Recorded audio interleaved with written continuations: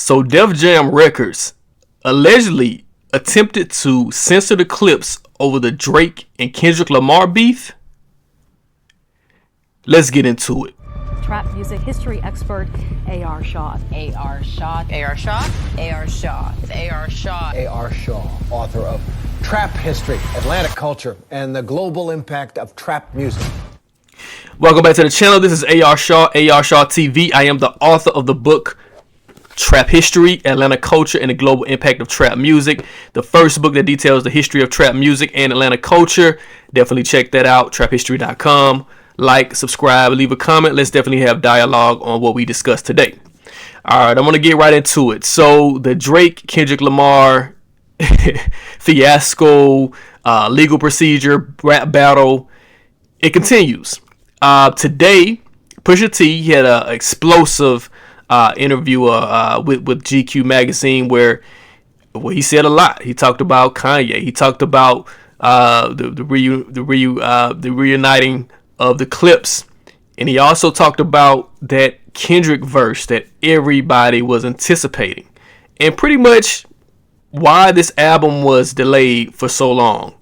All right, now if you guys have been following the Clipse for a while, you know that of course Pusha T and Malice they've gone back together and they're releasing a new album. And over the past 2 years, we've been hearing mumblings about this album, and particularly people were saying okay.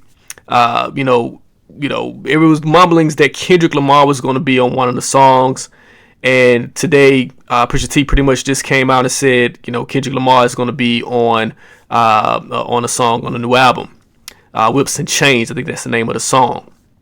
But beyond that, Pusha T pretty much let the world into the politics of the business of the record industry post Kendrick Lamar versus Drake. Now, if you guys know, of course, we can go back. Pusha T and Drake, they had a feud back in 2018.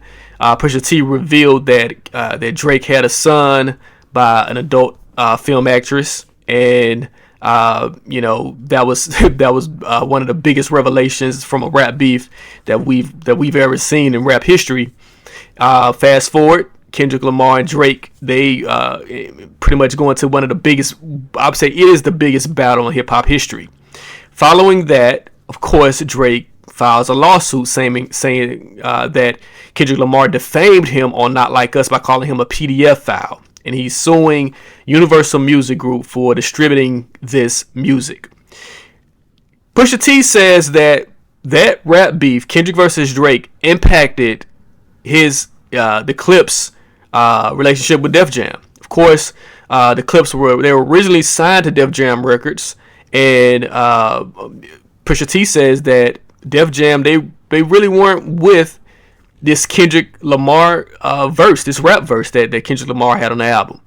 And so this is what Pusha T said in our interview. He says Def Jam wanted me to ask Kendrick to censor his verse, which of course I was never going to do. And then they wanted me to take the record off.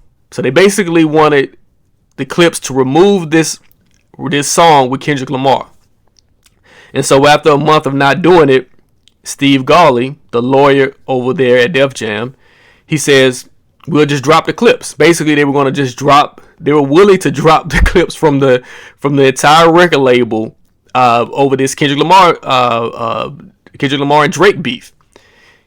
He says, we'll just drop the Clipse, but that can't work because I'm still there as a solo artist. So if you know, in certain deals, you can have a deal with a group, but you can also have a solo deal as well. And so I think with Pusha T being at Def Jam, he probably arranged for the Clipse to his brother Malice to come up, team up and to reform this group, reunite the group.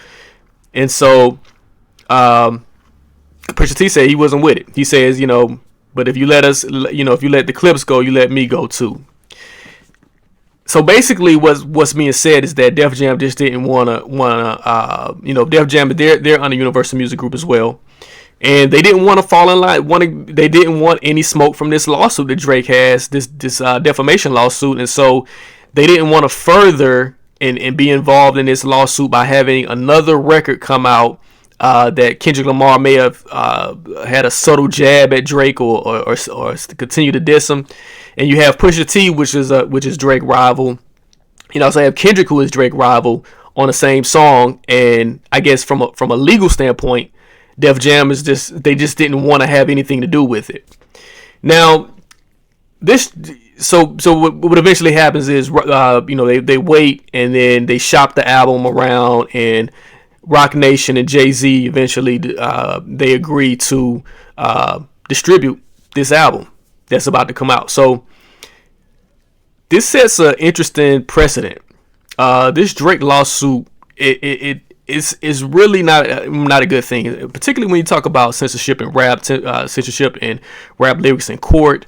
That's something that we're not really used to in the industry. It's something that it goes to this point where you have a rap battle where people, both sides are throwing pretty much jabs at each other, and then all of a sudden it's like, okay, one side decides to sue.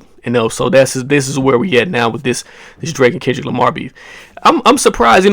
Def Jam, of course, is it's under a major label now, and so it has major distribution with Universal. But Def Jam has historically been one of the most prominent rap labels in hip hop history, and for them to agree to censorship, it just shows you the damage that Drake can really do with this lawsuit. Whether you're a Drake fan or not, if you are a Drake fan, you have to kind of, if you're a Drake fan and a hip hop fan, I'm gonna put it this way: if you're a Drake fan and a hip hop fan, this isn't normal. This isn't normal for someone to engage in a battle, throw shots, say disparaging things in the battle, and then after the battle decide to file a lawsuit. That's just not normal. I'm sorry if you're a Drake fan, that's not normal. So, some people are saying, okay, yeah, well, he called him a PDF out. I've seen rap battles where it's gotten deeper than just someone calling somebody else a PDF. I've seen rap battles where it gets, people say some flagrant things. I think the issue is that Kendrick Lamar said these things in a way that stuck. In a way that was, he was clever with it, and he made it an anthem.